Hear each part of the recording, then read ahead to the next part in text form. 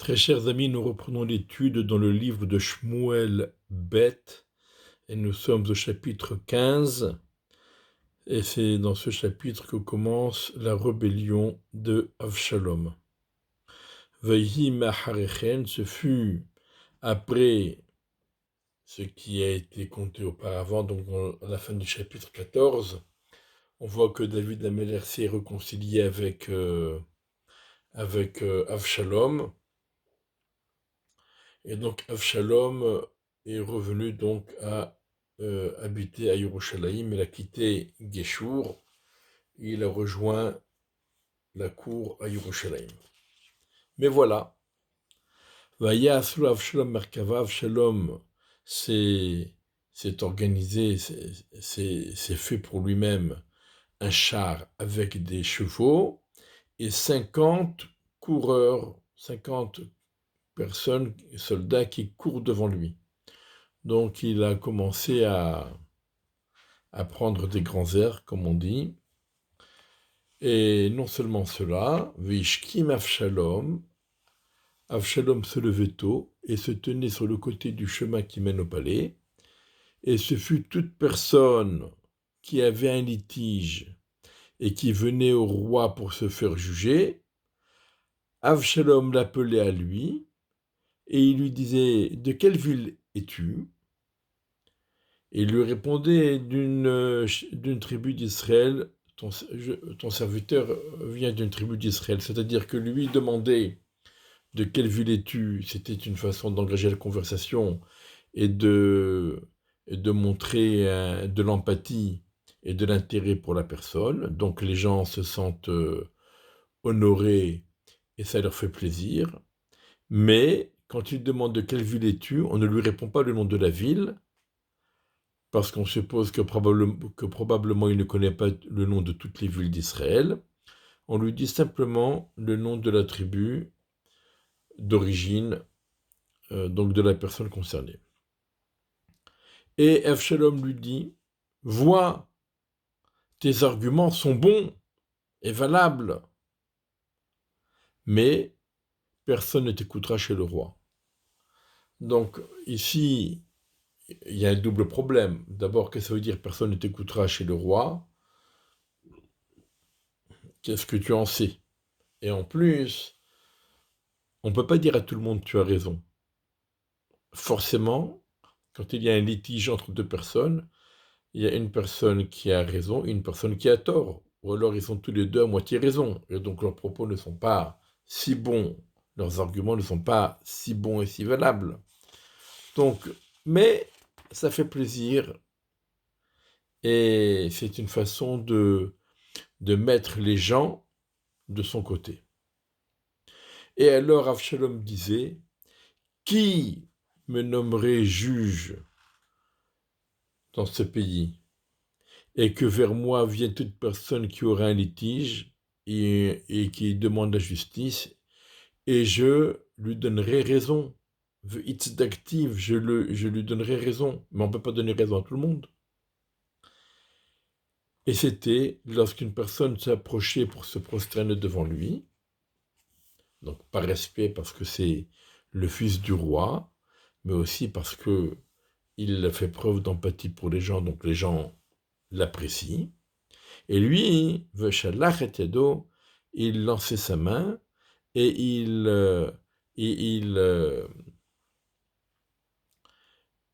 tenait la personne, donc il saisissait la personne et il l'embrassait. Donc on imagine très bien ce genre de gens, quand on veut leur embrasser la main, ils retirent la main précipitamment et ils enlacent la personne pour s'embrasser. Donc c'est comme ça que Avshalom, il a su y faire pour mettre les gens de son côté. Et Avshalom agit ainsi envers tout Israël, envers tous les Juifs donc, qui viendraient demander justice au roi. Et Avshalom a volé, c'est-à-dire il a trompé le cœur des Israélites. Ce fut au bout de 40 ans. Au bout de 40 ans que les bénis Israël avaient demandé et réclamé du prophète Shmuel que soit nommé un roi. Alors on sait que Shaoul a été nommé en premier, Shaoul a régné 2-3 ans, et ensuite c'est au tour de David Ameller de régner. Alors, Avshalom dit au roi, je demande donc d'aller pour accomplir le vœu auquel je me suis engagé envers Hachem, à Hebron. Donc il veut aller à Hebron pour, pour pouvoir... Alors Rachid nous explique qu'il veut aller à Hebron pour prendre des bons moutons de là-bas, parce qu'à Hebron, il y avait des bons moutons, et cela dans le but d'accomplir le vœu auquel il s'était engagé, car ton serviteur, lorsqu'il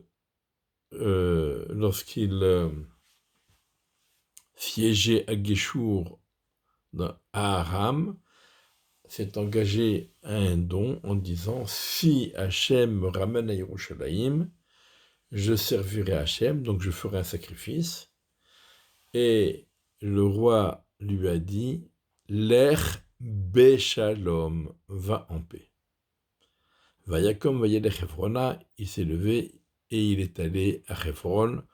Donc Avshalom est parti à Hebron. Alors déjà, nous avons ici l'expression Lech Beshalom. La Gemara nous dit, quand on se sépare de quelqu'un qui va partir, il ne faut pas lui dire Lech Beshalom, mais il faut lui dire Lech Le Shalom, avec un lamed et non pas avec un bet.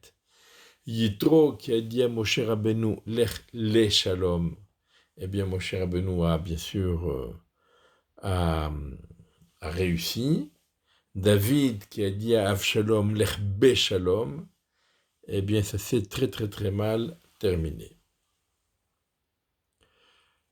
Avshalom, donc maintenant Avshalom il n'est plus à Yerushalayim, il se trouve à Hebron, il envoya des Meragelim, des espions, dans toutes les tribus d'Israël, pour leur dire, pour que ces personnes-là diffusent un message au sein des bénis Israël, et le message c'est le suivant: lorsque vous entendrez le son du chauffard, vous direz Avshalom règne à Hebron. On se rappelle que David Ameller avait le règne de David Ameller avait débuté à Hebron. C'est pour cela que Avshalom va à Hebron et il fait passer le message. Quand vous entendrez le son du chauffard, vous proclamerez Avshalom règne à Hebron. D'ailleurs, on voit que c'est au son du chauffard qu'étaient intronisés les rois, et on comprend mieux que le jour de Rosh Hashanah, lorsqu'on va proclamer les Malchouyot, c'est-à-dire qu'on va proclamer le règne d'Akadosh Baruch Hu, cela se fait au son du chauffard. Et avec Avshalom, allèrent 200 personnages de Yerushalayim qui étaient invités et qui étaient allés avec lui de façon tout à fait innocente. Ils ne savaient pas, ils ne s'imaginaient pas, Velo Yado Kol Davar, ils n'étaient au courant de rien, ils ne savaient pas ce qui se tramait dans la tête et l'esprit d'Avshalom.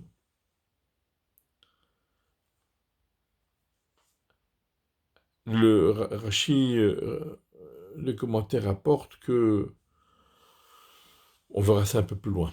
Alors, Avshalom envoya à Achitophel Hagiloni, qui était le conseiller de David, depuis sa ville de Gilo, lorsqu'il apportait des sacrifices. Donc Avshalom était en train d'apporter des sacrifices, et pendant les jours de sacrifice où il était occupé avec les sacrifices, il en a profité pour envoyer un message à Achitophel Hagiloni, le conseiller de David, et l'inviter donc à le rejoindre. Et le lien était très fort, et le peuple qui a suivi Avshalom allait en grandissant.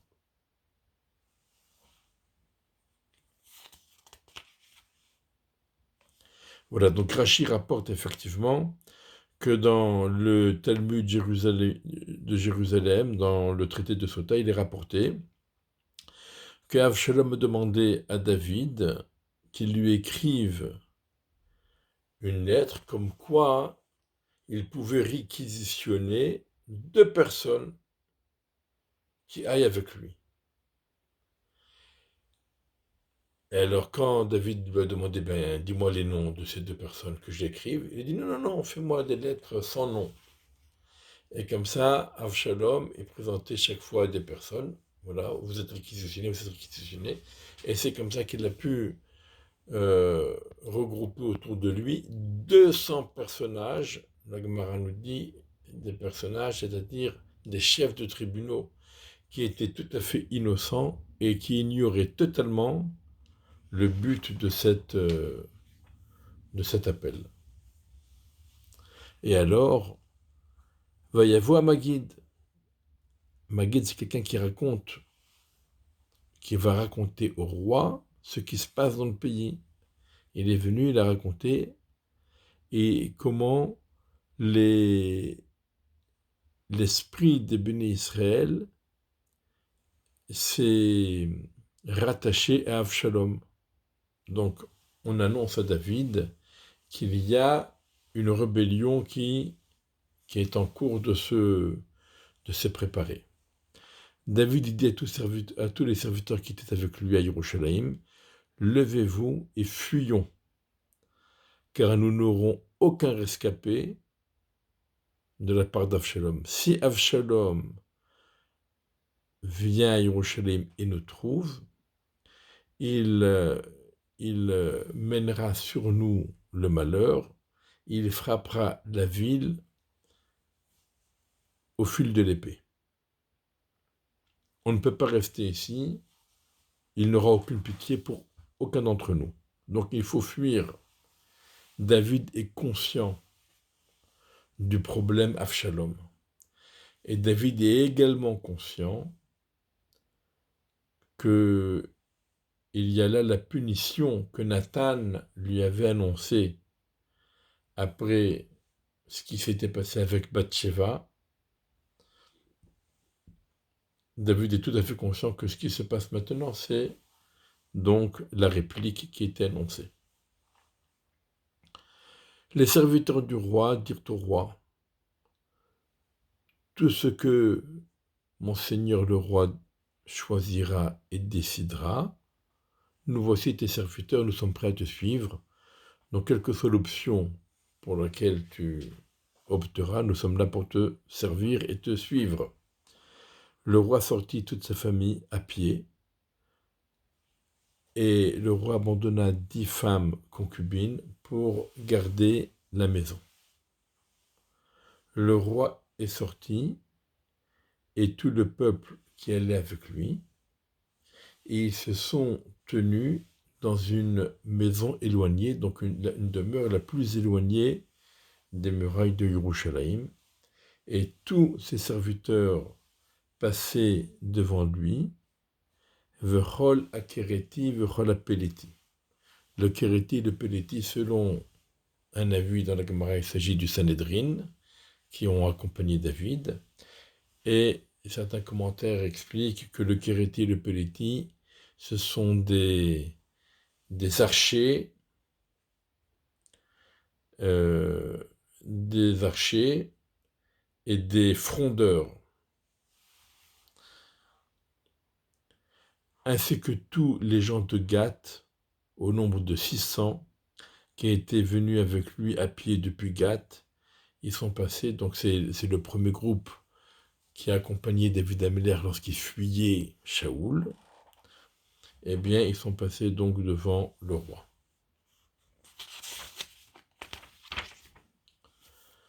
Vayomer Amelech el Itai Agiti. Alors, le roi s'adressa à Itaï, qui était de Gath. Pourquoi tu iras toi aussi avec nous? Apparemment, Itai Agiti n'était pas un juif, mais il était fidèle à David Améler. C'était un Philistin de Gath, qui a été fidèle à David Ameller. Et David Ameller lui dit, pourquoi tu irais avec nous? Retourne et installe-toi avec le roi, c'est-à-dire avec Avshalom, qui est pour l'instant celui qui se prend pour le nouveau roi. Et pourquoi David donne ce conseil à Itai Haggiti? Car tu es étranger et euh, tu es émigré de l'endroit d'où tu viens, et donc tu n'as aucune chance. Moi, en tant que juif, même si je ne suis pas roi, mais je suis juif, là où j'irai, il y aura toujours quelqu'un qui aura pitié de moi et qui m'aidera. Mais toi, tu n'es même pas juif. Toi, tu es un étranger, personne n'aura pitié de toi, personne ne, ne viendra t'aider ou ne viendra te réconforter. Alors, à quoi ça sert que tu viennes avec nous? Reste avec Avshalom. Hier, tu es venu et aujourd'hui, je vais te faire errer avec nous pour aller, et moi, je vais là où j'irai. Ça veut dire, je ne sais même pas où je vais. Je n'ai pas d'adresse précise. SDF, sans domicile fixe. Je vais là où mes pieds me conduisent. Je vais là où je vais. Et je ne peux pas te dire, alors que tu m'as rejoint et que tu es venu avec moi, je ne peux pas te dire aujourd'hui, viens errer avec nous. Retourne et retourne chez tes frères. Ramène tes frères avec toi et sache que je te suis reconnaissant pour tout ce que vous avez déjà fait pour moi. Itai a répondu au roi et lui a dit, je jure par Dieu et je jure sur la vie de mon seigneur le roi, que à l'endroit où le roi, où mon seigneur le roi se trouvera, que ce soit pour la mort ou pour la vie, là-bas sera ton serviteur. Donc on se rappelle également ce que Ruth avait répondu à Naomi, quand Naomi essayait de la dissuader de la suivre, elle lui a dit, où tu iras, j'irai, là où on t'enterrera, je serai enterré, etc. Alors, puisque Itai insiste pour rester auprès du roi, donc David dit à Itai, ok, va et passe avec les autres. Et Itai, le Gitéen, est passé avec tous ses hommes et tous les enfants qui étaient avec lui. Et toutes les habitants de la terre pleuraient, Bochim Kol Gadol, ils pleuraient avec une grande voix, en voyant David, en voyant toute la troupe qui accompagnait David. Et le roi, envers Benachal Kidron, le roi donc a passé le fleuve de Kidron, et tout le peuple sont passés par le chemin vers le désert.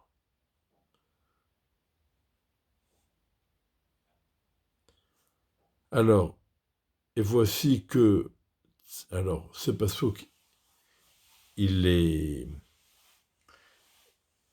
faut le remettre en ordre. Donc, le passouk Vinegam Tzadok, V'cholal Vim Ito, Tzadok qui était le Kohen, et tous les Lévim qui étaient avec lui, portaient l'arche de l'alliance de Dieu.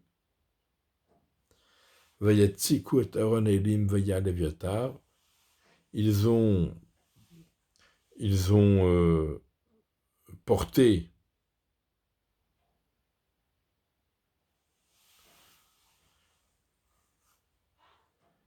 donc ils ont porté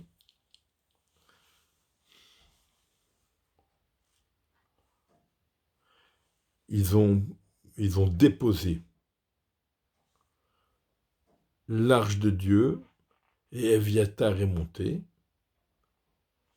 jusqu'à ce que tout le peuple finisse de passer et de quitter la ville. Donc ici, en fait, c'est Eviatar est monté en premier, parce que c'était Eviatar qui était le Kohen Gadol. Mais la Gemara nous dit que Eviatar a questionné l'Urim Vetumim, il n'a pas été répondu. Et ensuite, Tzadok a questionné l'Urim Vetumim, il a été répondu. Donc finalement, Eviatar a été déchu de son poste de Kohen Gadol, et c'est Tzadok qui a pris la place. Et donc, Tzadok et les Lévim qui étaient avec lui portèrent l'arche de l'Alliance de Dieu, et ils ont fixé Vayatziku, ça veut dire ils n'ont pas, ils ne sont pas partis avec l'arche, mais ils l'ont établie dans un endroit précis. Et le roi dit à Tzadok, ramène l'arche de Dieu à la ville. Donc David dit, il n'est pas question que l'on trimballe avec nous le Aaron, le Kodesh HaKodashim. Non. La place du Aaron, c'est dans le Mishkan. La place du Aaron, c'est à Yerushalayim. Si je trouve grâce aux yeux de Dieu et qu'il me ramène, et il me permettra de revoir l'arche de Dieu, Ve'et Naveu, et sa demeure. Et s'il me dit, je ne veux plus de toi, me voici, qu'il me fasse comme ce sera bon à ses yeux. Donc David Ameller n'a pas de garantie qu'il va gagner, que Dieu va l'aider et le sauver, etc. Non, aucune garantie. David Ameller dit, si Akadosh Baruch Hu m'accorde et me permet de revenir à Yerushalayim et de revoir le Aaron, eh bien très bien. Et si Akadosh Baruch Hu décide de me déchoir, eh bien ce sera très bien aussi, que Dieu fasse ce que bon lui semble. Le principal, c'est d'être conscient que quoi qu'il nous arrive, ça vient de Dieu. Le roi dit à Tzadok HaKohen, Haroe ata shuva ha'ir b'shalom. Donc le roi dit à Tzadok HaKohen, si tu vois, ça veut dire si tu considères que mon conseil, mon idée est bonne, alors je te dis, retourne à la ville, retourne à Yerushalayim en paix. Avec Achimatz, ton fils, et avec Yonatan, le fils d'Eviatar. Shne benechem itechem, vos deux enfants avec vous. Regardez, moi je vais rester dans la plaine du désert jusqu'à ce que vous me rapportiez des nouvelles. Donc retournez dans la ville et voyez un peu qu'est-ce qui se passe et que vos deux enfants ensuite reviennent pour me donner des nouvelles. Donc Tzadok et Eviatar ont ramené l'arche de Dieu à Yerushalayim, ils s'installèrent là-bas, et David est monté Bema'ale Azetim. David est monté, a gravi le mont des Oliviers, il montait en pleurant, et sa tête était couverte, et il allait pieds nus, et tout le peuple qui était avec lui, chacun a couvert sa tête, et ils montèrent en pleurant. Donc le fait d'avoir la tête couverte, c'est un signe de deuil.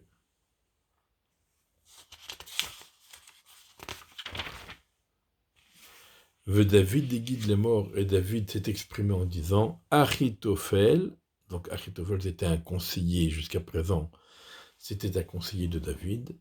Achitophel, Bakoshrim im Avshalom. Achitophel s'est rattaché, s'est lié avec Avshalom, c'est un complice d'Avshalom.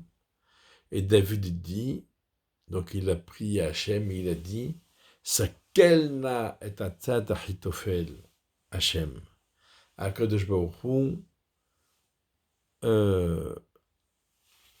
élimine les conseils, ça veut dire Achitophel était quelqu'un de très très très intelligent. C'est pas pour rien qu'il était le conseiller du roi, le conseiller de David. Et David Améler redoutait les conseils d'Avshalom. Avshalom lui-même n'avait aucune expérience. Il était jeune et inexpérimenté. Donc Avshalom lui-même ne représentait pas vraiment un danger pour David. Mais s'il est conseillé et dirigé par Achitophel, là ça devient un problème.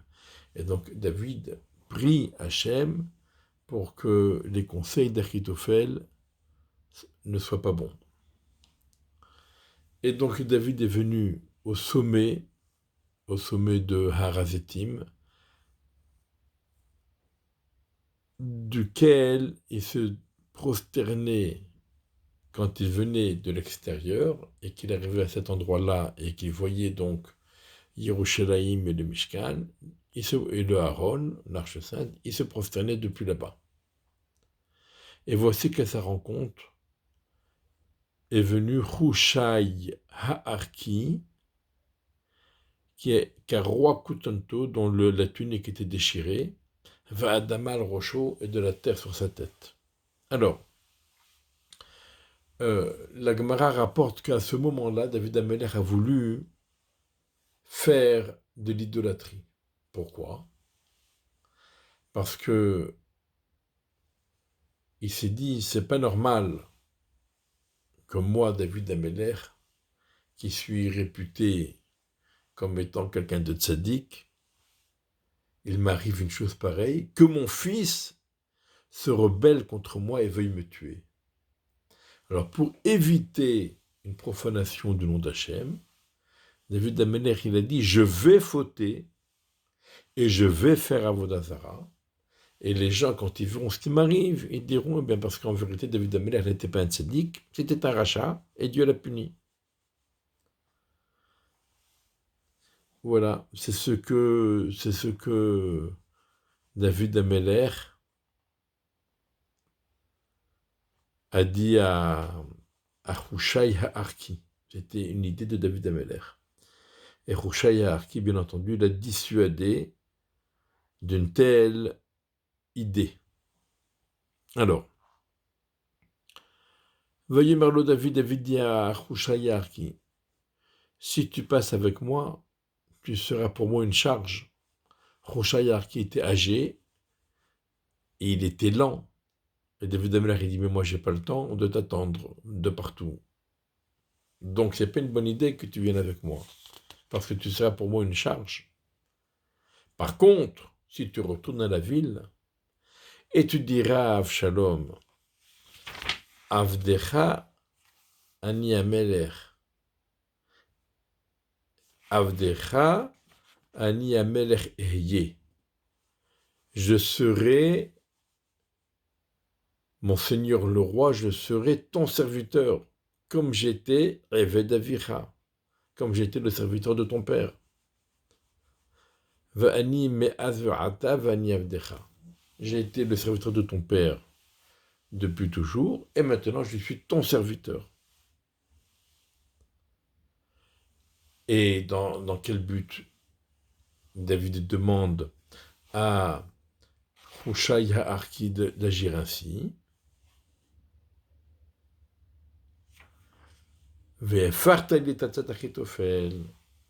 Quand tu seras là-bas de l'intérieur, tu pourras déjouer les plans d'Achitophel. Et n'est-ce pas avec toi se trouve là-bas Tzadok et Aviatar des Kohanim? Et ce sera toute chose que tu entendras dans la maison du roi, donc de Avshalom qui se prend pour un roi. Tu le rapporteras à Tzadok et Aviatar les Kohanim. Voici que sont avec eux leurs deux enfants, Achimaatz de Tzadok et Yonatan, le fils d'Aviatar. Et vous enverrez par leur intermédiaire toute nouvelle que vous entendrez. Et donc comme ça, David est au courant des plans d'Avshalom et d'Achitophel. Il pourra donc s'en préserver. Hushai est venu. Hushai, qui était l'ami de David, est venu à la ville. Et Avshalom aussi est venu à Yerushalayim. Et la suite des événements Bezrat Hashem pour le prochain chapitre.